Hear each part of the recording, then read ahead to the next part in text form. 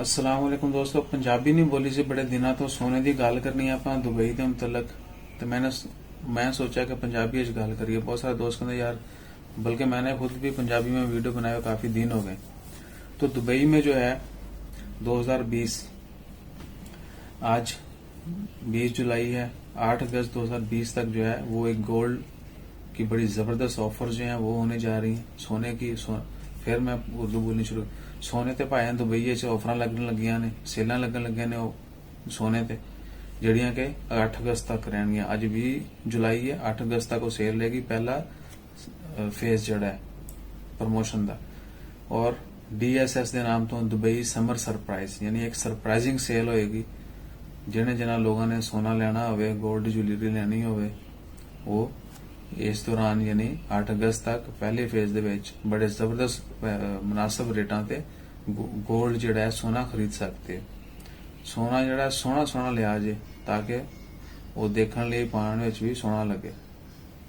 ते अपना ख्याल रखिया जे। इन्हां मुश्किल दे दिनां विच आवाम नूं रोटी दी जिहड़ी टेंशन है, जॉब दी टेंशन है, बिजनेस दे लाले पे होए ने, ते इन्हां ने सेलां लातियां सोने ते।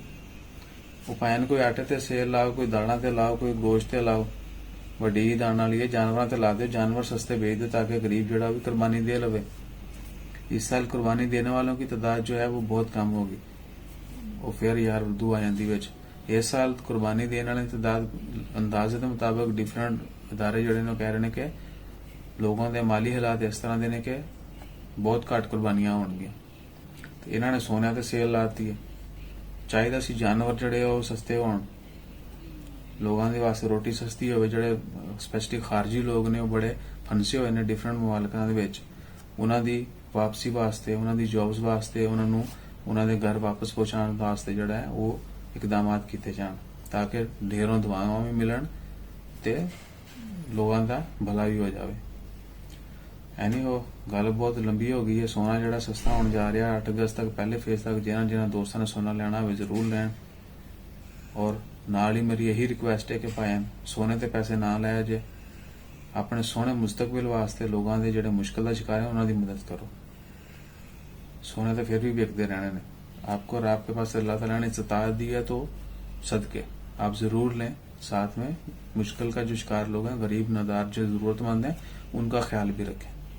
इंशाल्लाह खैर, जिन्हों गाल चंगी लगी हो वो लाइक कर दे, जिन्हों चंगी नहीं लगी हो तो भाई गाड़ा कढ़न की बजाय अगे लंघ जाओ प्लीज। बजाय इसके आप मुझे बुरा भला कहें, आप इग्नोर कर दें। अल्लाह ताला आपको इसका अजर देगा। तो सब्सक्राइब कर बगैर नहीं जाना। अल्लाह हाफिज।